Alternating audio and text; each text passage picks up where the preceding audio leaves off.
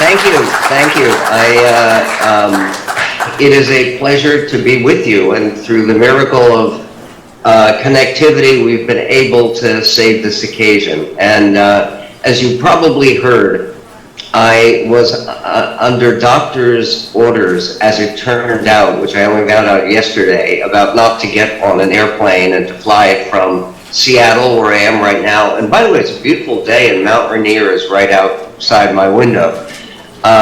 To fly from Seattle to Chicago to Pittsburgh, and then to make it to your beautiful campus. But I understand that the weather is gorgeous and that everything is terrific, and I am very glad to be speaking with you. What I wanted to do, and I hope we will have a chance for some questions and discussion, all the technicalities permitting, is to speak about the good news and the bad news about the abortion issue.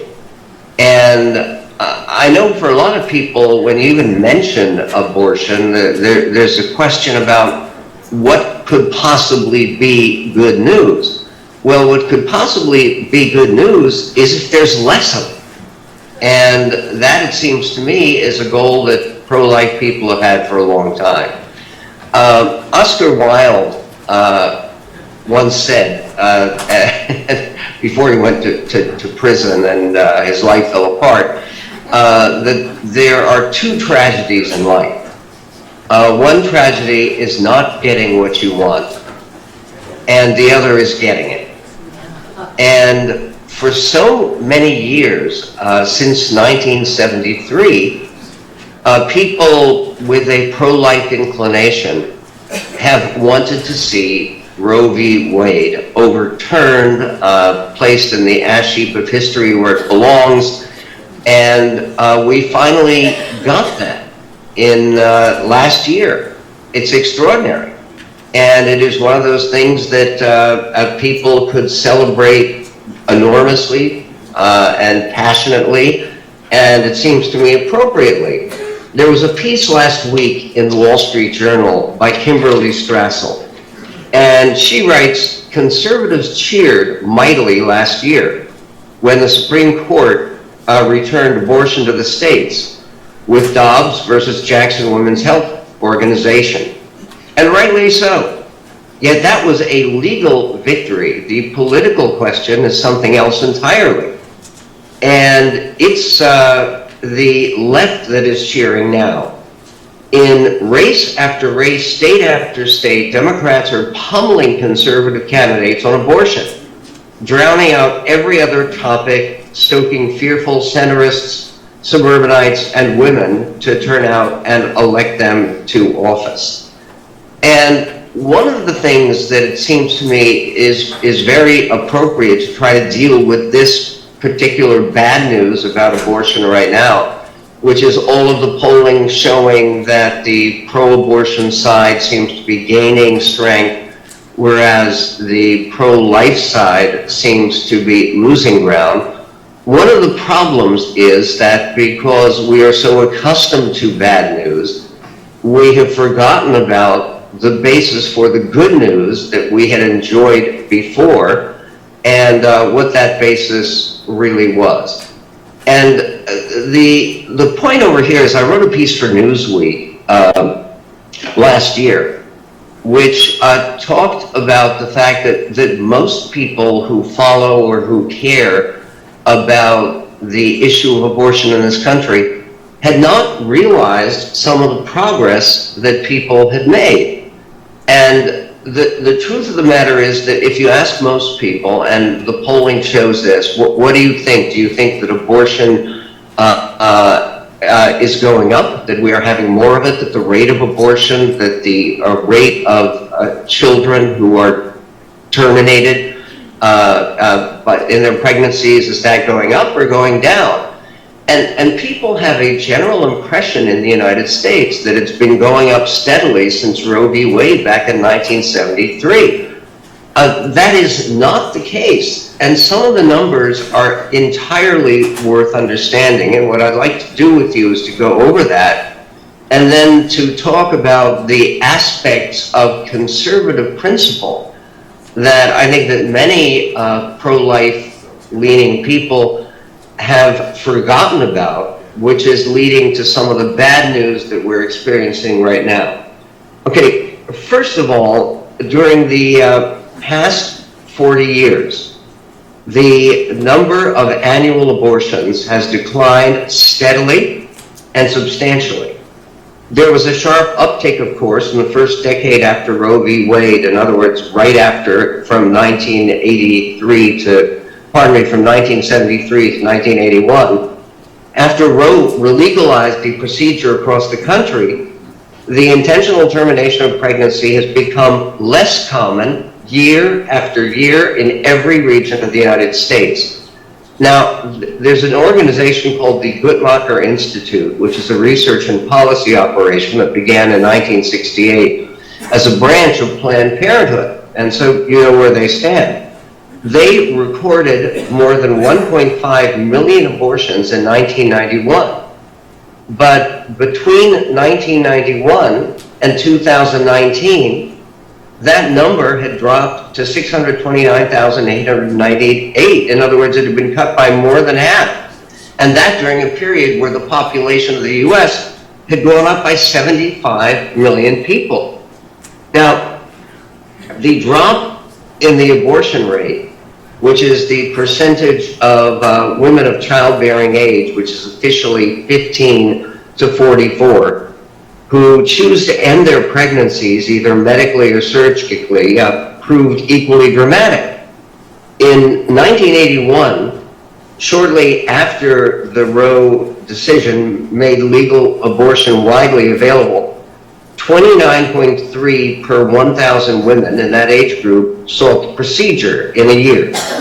By 2020, according to Guttmacher's statistics, the abortion rate went down by more than half, with only 14.4 abortions per 1,000 mothers. In other words, the difference going down from 29.3 to 14.4. That's dramatic. That's a lot of saved lives if, as most people here, I assume, consider avoiding an abortion saving a life. Now, the progress may offer scant comfort to the most committed anti-abortion activists, because for committed activists, even a few hundred abortions are a few hundred too many. And the yearly loss of hundreds of thousands is utterly unacceptable. But that attitude only minimizes the great success of the pro-life movement in changing minds and changing behaviors over the years. The underlying goal has always been the protection of the unborn. And I write that it is no small matter that at least 10 million people who are part of our world today, living American human beings, would never have been born had abortion numbers not begun their sharp plunge in the early 1980s. So what's turning around here, and why did we turn around so dramatically, it seems, after the Dobbs decision gave people what they wanted? And what it seems to me is precisely because people forgot some of the conservative principles that are necessary to continue the momentum in the right direction, which is a declining incidence of and declining practice of abortion. And there's something else. What I want to speak to you about is three things that have been forgotten and that really do need to be remembered, and that go along with, it seems to me, a whole rejuvenation of the conservative movement, which we would like to see in the United States. And those three things have to do with the importance of federalism, number two, the importance of compromise, and number three, the principal focus on changing minds above changing laws. Changing laws can sometimes help to change minds, but not always. And in the current turmoil that we're going through with the Supreme Court getting a case today about the abortion drug mifepristone. This is very, very important to put in context. Okay, first of all, the whole idea of federalism. One of the things that many people mistake, and this is a mistake that liberals make, it's a mistake that people on the right make, is the idea that the overturning of Roe all of a sudden made abortion illegal everywhere. And of course it didn't.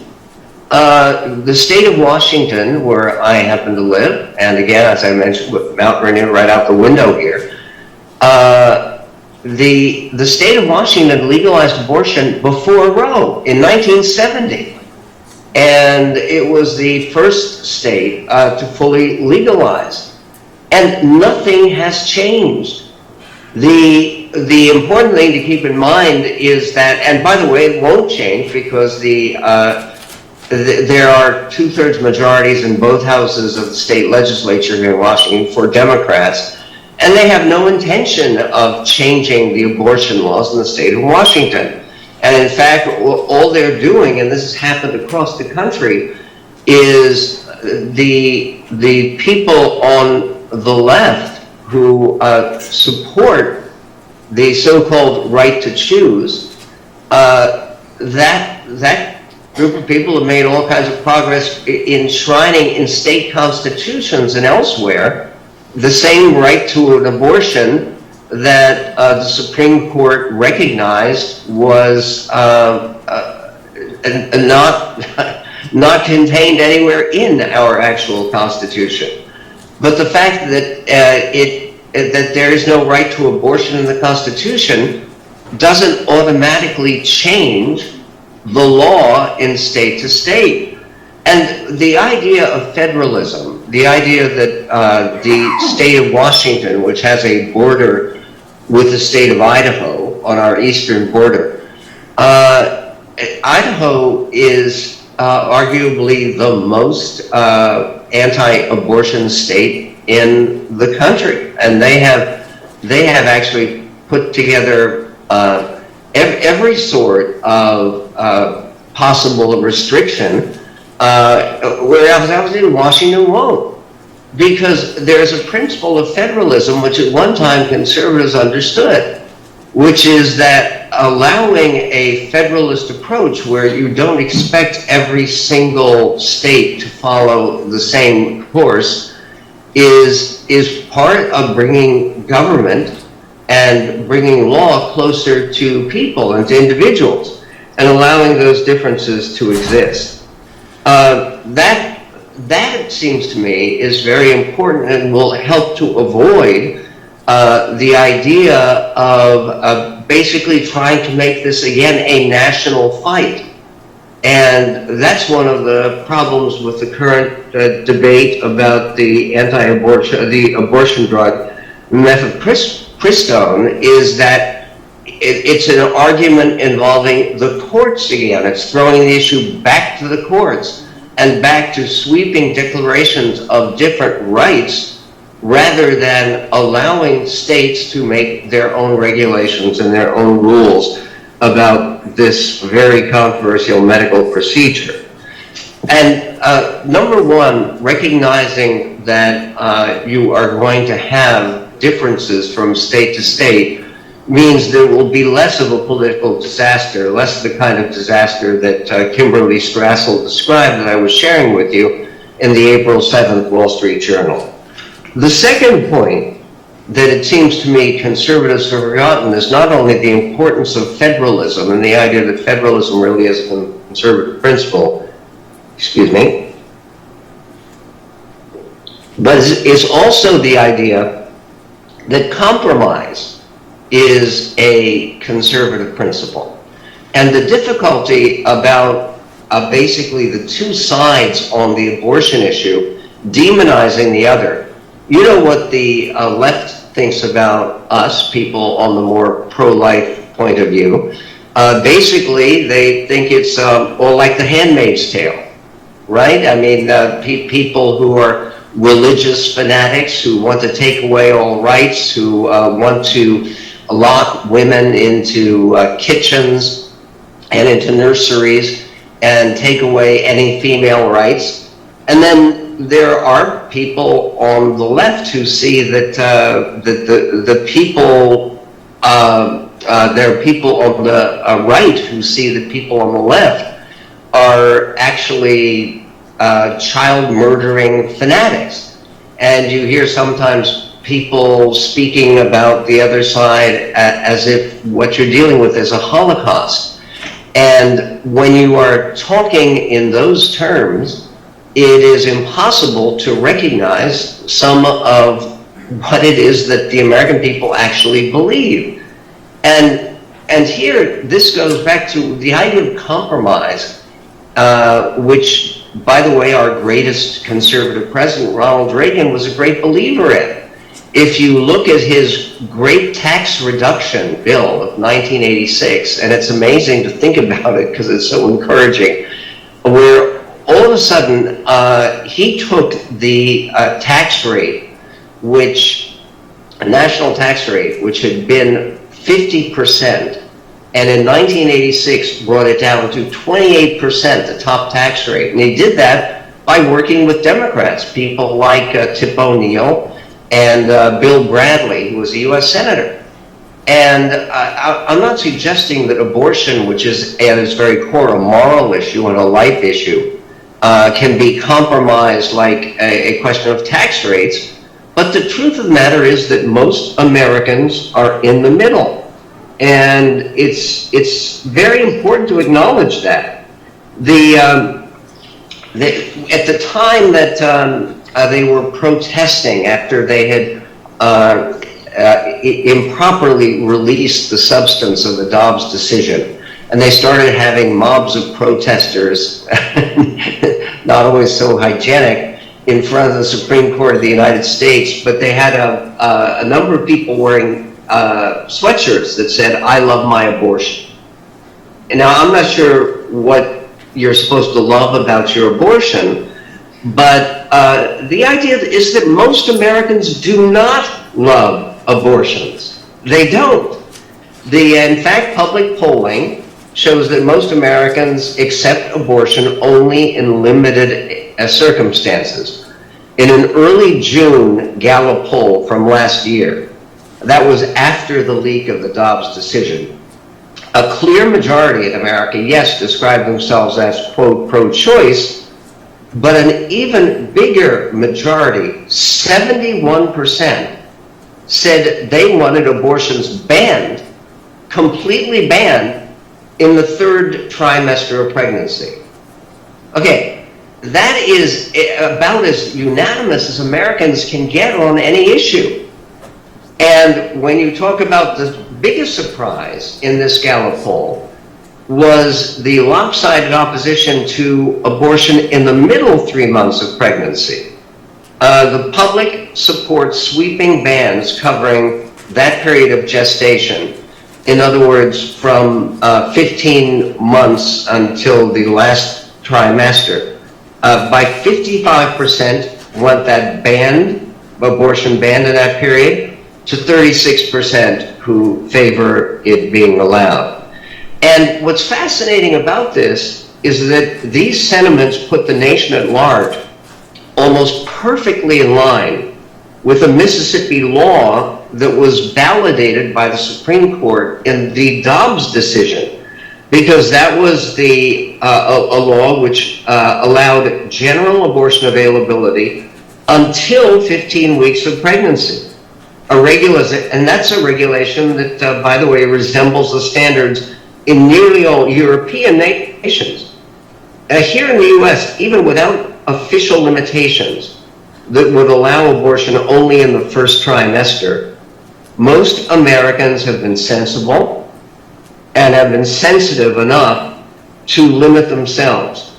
According again to the Alan Guttmacher Institute, which is used to be affiliated with Planned Parenthood, their most recent numbers show that 93% of all abortions in this country occur during the first trimester, making the panic over Dobbs, where people talk about this being the end of the world, and again, it's the handmaid's tale, and it's the religious fascists who are imposing their will on innocent and well-meaning mothers.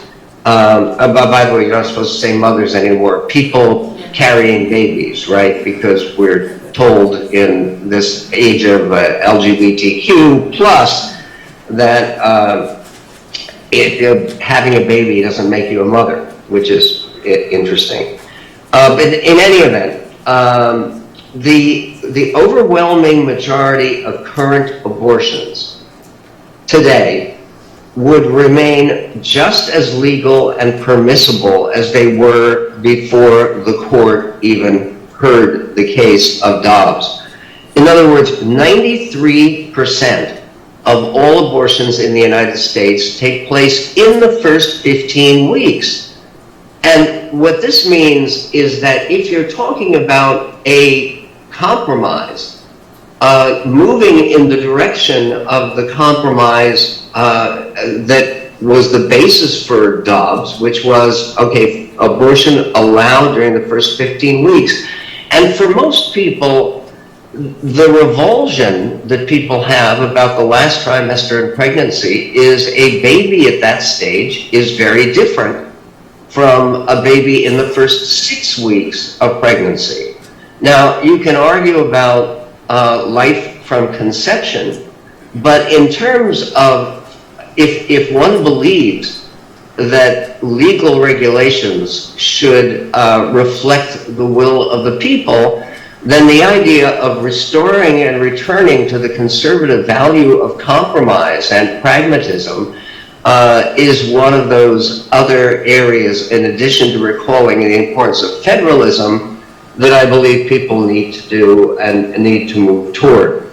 The final point of conservative ideology, it seems to me, and conservative values, that it's very important that we recognize and that we revive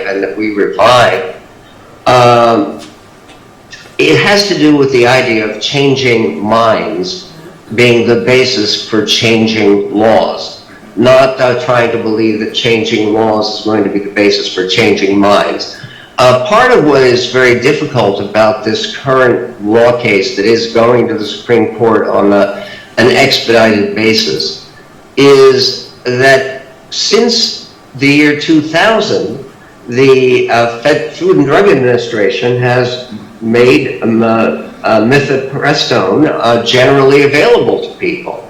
And then all of a sudden you have a change by one judge that is supposed to change the way that people behave, millions of them across the country, and in which they have behaved for 23 years, because it was 2000 that the Food and Drug Administration originally authorized these drugs. So the difficulty here has to do with the notion that the important thing about any issue is not arguments, it's not feelings, it's not sensibilities, it's not what you believe, it's what the government says to do. It is giving all power to the government rather than acknowledging that people really do need to change minds. And this, by the way, is the secret that most people don't recognize about the success of the pro-life movement. We were talking before about how the level of abortion and the rate of abortion had been cut more than in half all across the country, among every ethnicity, among every corner of the geographical, every economic level. Abortion had been cut down, and it's not because simply they changed regulations in some states, though that obviously contributed, but it's because there was a pro-life movement which very patiently and out of love and out of dedication went every year to make huge crowds for the March for Life and to persuade people of the importance of the cause of human life and the respect for human life. And what is necessary now is not to dispense with that, it is actually to broaden it. And you broaden it by recognizing, as we were talking about, the importance of federalism and defending that principle, the importance of compromise and finding a basic middle ground, what people call a vital center, that actually reflects the feelings of the great majority others. And then finally, understanding that it is actually changing behavior and changing conviction that matters even more than the shifting politics behind sometimes, and sometimes way behind those shifts in values. And that brings me finally to my concluding point that I would make, which is that right now it seems to me very important that, that people on the conservative side of things understand that pro-life has been a noble cause. It's been a very important cause, and it's been one that has enjoyed tremendous success. But that what is necessary right now is something to broaden that cause. Okay, how do I mean, and what does that mean here? What that means is there was recently an article by Joel Kotkin, who is an internationally known demographer and futurist, who was writing about the false god of the population explosion. You may remember Paul Ehrlich of Stanford did this notorious book back in the 1970s at the time of Roe v. Wade, where he said we were basically going to be breeding ourselves to death if the world didn't control and reduce the levels of birth. He wrote a piece called, No, the threat to humanity is not the population bomb, it's the depopulation bomb. And he looked at all of the evidence from Europe, particularly Russia, by the way, where it's a disaster of declining population. And here in the United States, we are now at a stage still where if it weren't for immigration, we would have declining population. And the problem here is that we not only need to be pro-life, we need to be pro-parenthood. And there are so many horrible extreme positions where people are saying that, well, they don't want to bring children into the world because the world is miserable, or because we are suffering from climate change and we can't sustain it, and we therefore need to basically undermine the idea of family.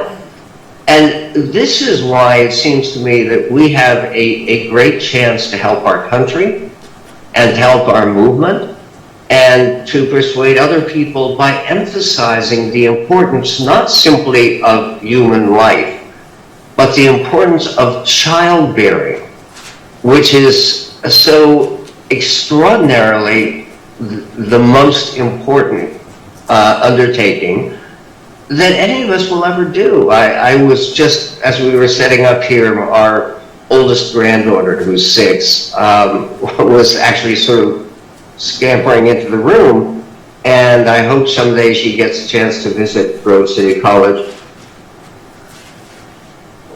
But the whole idea that what we need to do is offer a movement that takes into account the importance of federalism, that takes into account the importance of compromise, and takes into account the importance of changing minds, souls, outlooks, to return to the notion that is a very traditional American notion, that the most important gift that the Almighty can give to us is the gift of children and grandchildren.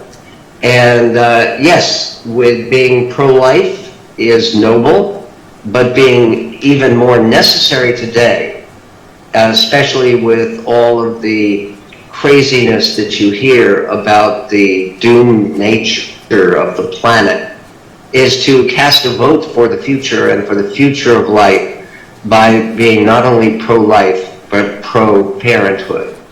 And may all of you out there enjoying, I think, a beautiful spring morning, as I understand it is, in Grove City, Pennsylvania, enjoy the blessings of life and parenthood and grandparenthood, and hope that that cause, which is ultimately the cause of America, continues to flourish and to strengthen, especially with this cooperative technology that we've enjoyed so far this morning. And I think we do have a chance for some questions or conversation, as I understand it, from our wonderful hosts at GCC. So thank you, and may you have a beautiful weekend and a wonderful spring season, and God bless America. Thank you.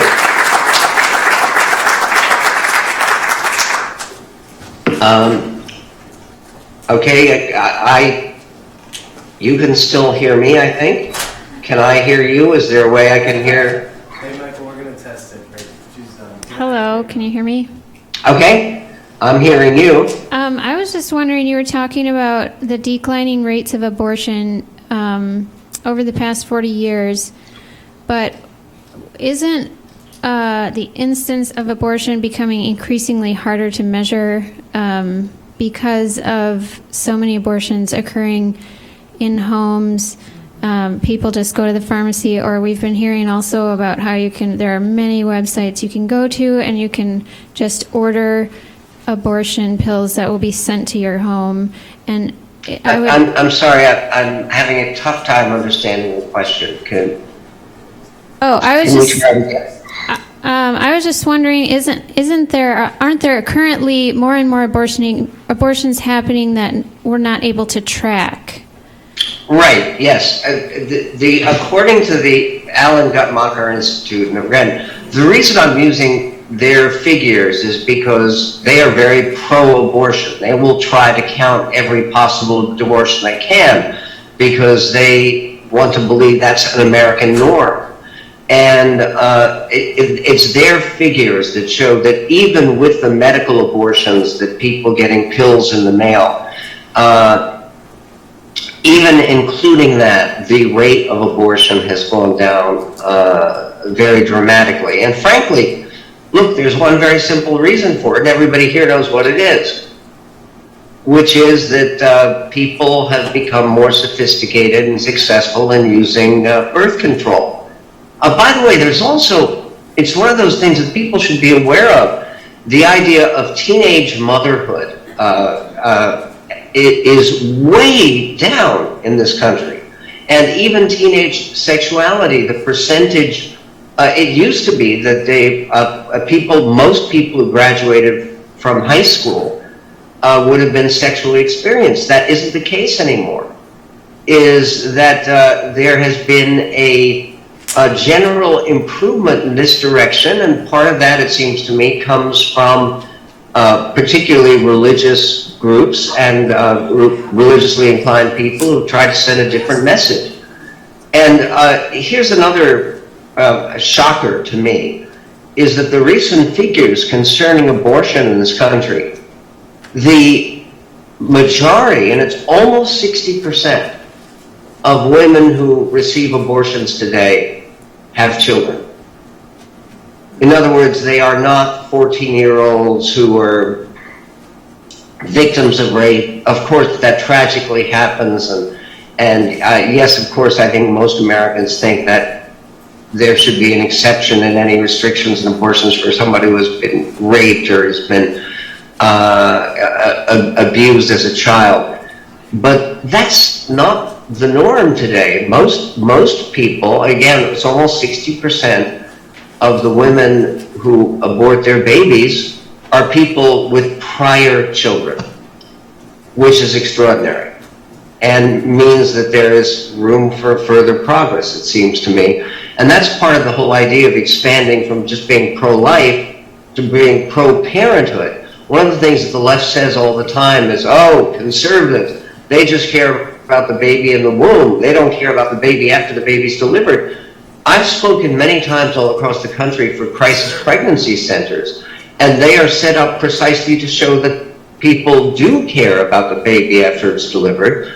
And there are, at many of these crisis pregnancy center events and fundraising efforts, there are people who step forward whose lives were saved, who basically, because they had these organizations that helped mothers who might not otherwise be able to care for or allow the baby to come to life, have helped those babies to live.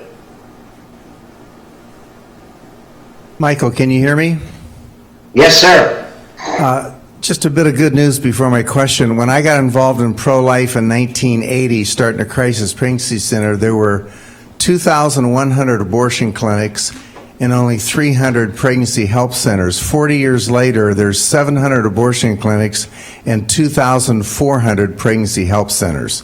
So that's a huge, huge movement. So we're grateful for that. No, it shows some of the good news and the progress that most people aren't aware of. Thank you. Go ahead, and congratulations to you. So my question is, your third point had to do with changing minds, and we live in a culture that's so dominated by media and everything else. I wonder if you could flesh out a little bit how we change minds. I'm thinking particularly, I think of Abby Johnson's movie Unplanned and different media, but just in general, thoughts on how we change minds.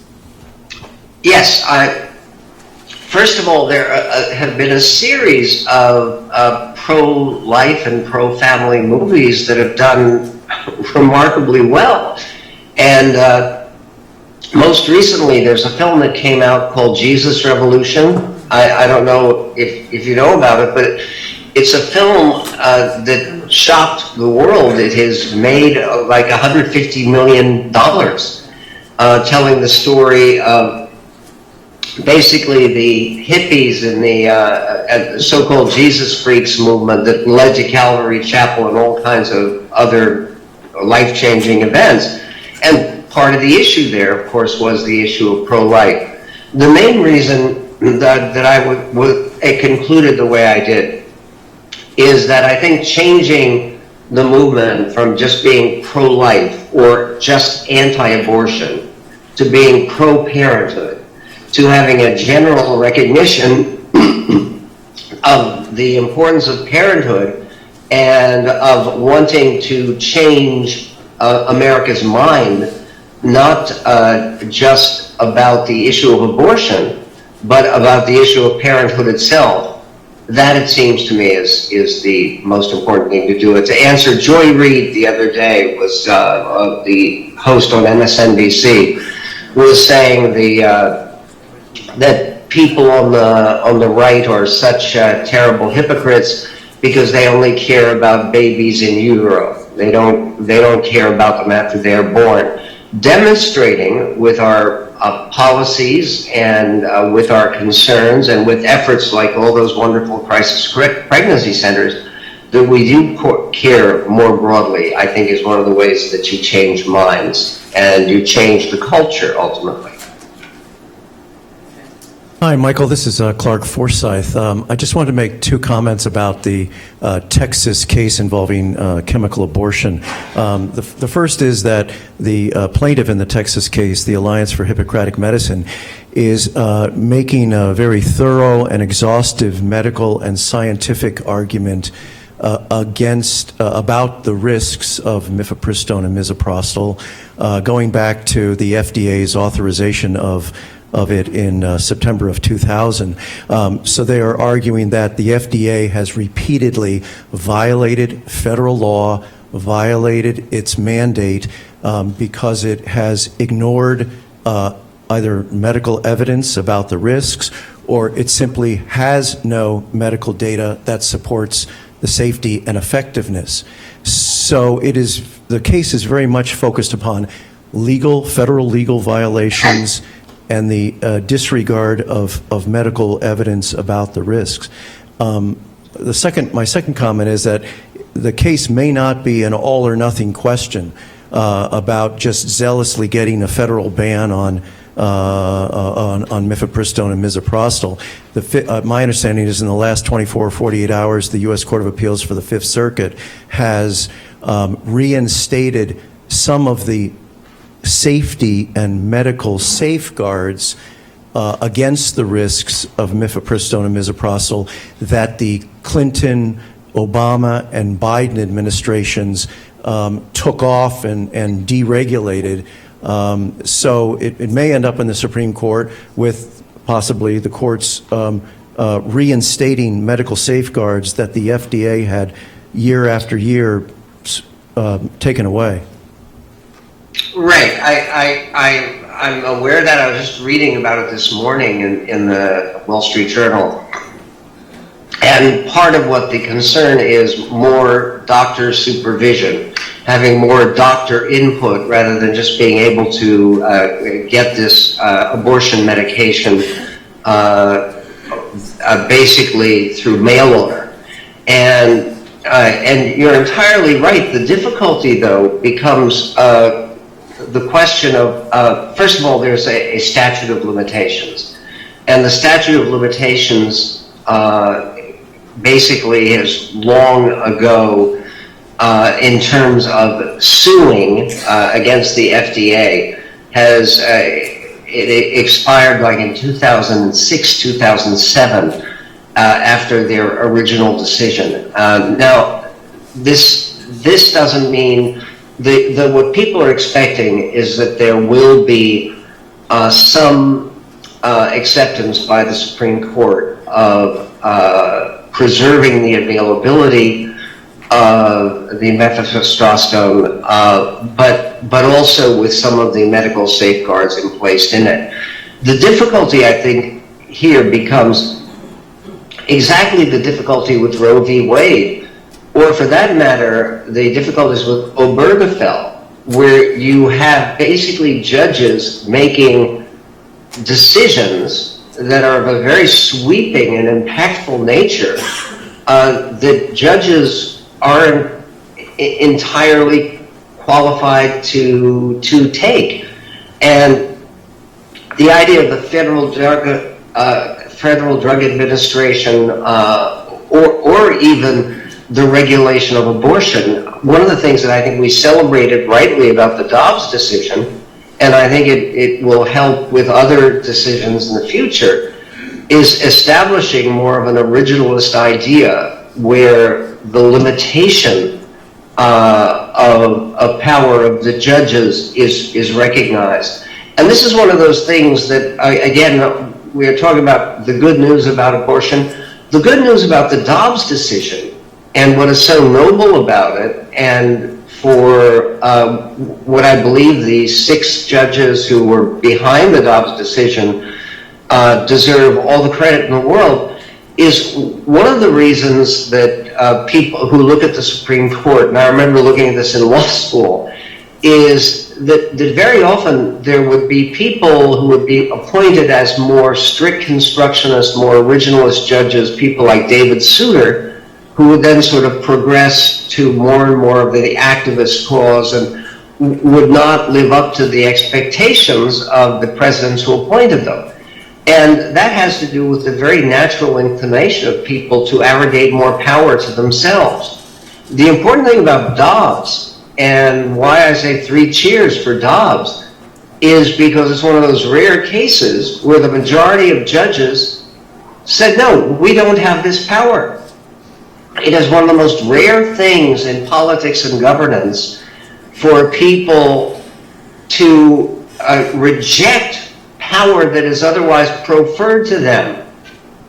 People have a natural inclination to arrogate more power to themselves, and Dobbs showed just the opposite. And I think that we're also going to see a Supreme Court decision coming up here on this issue that will show a bit of judicial modesty in terms of not expecting the Supreme Court of the United States to navigate every single detail about the way that mifepristone is distributed and administered. Anything else? I would like to make a comment. This is not a question, but I put it forth because I do think it has to do with changing minds. In our church recently, they distributed a little prayer card, and you were asked to pray for your adopted, aborted, or about to be aborted child. That prayer card is available online, free, can be reprinted, and it's Abba Father Institute is the website, abbafatherinstitute.org. Lovely little prayer. I beg you to spare the life of the unborn baby that I have spiritually adopted that is in danger of abortion. That's a beautiful thing. And what's the organization that has made these prayer cards available? Online, it's ABBA, A-B-B-A, fatherinstitute.org. Sorry, I didn't have the mic. It's ABBA, A-B-B-A, fatherinstitute.org. Good for you, and thank you for using the biblical Hebrew name for father. Okay, I think that's all the time we have for questions, but thank you all for coming. And by the way, thank you for being there, and thank you for visiting this wonderful campus. I wish that I could be there with you, health permitting, but I'm very thrilled to be able to share some of these ideas with you. And may all those people fighting not just for life, but for parenthood, and for the blessings, incalculable, indescribable, profound, life-giving blessings of parenthood, for all those who have gathered today, may you continue to be blessed in that regard. And thank you, and have a wonderful and beautiful weekend.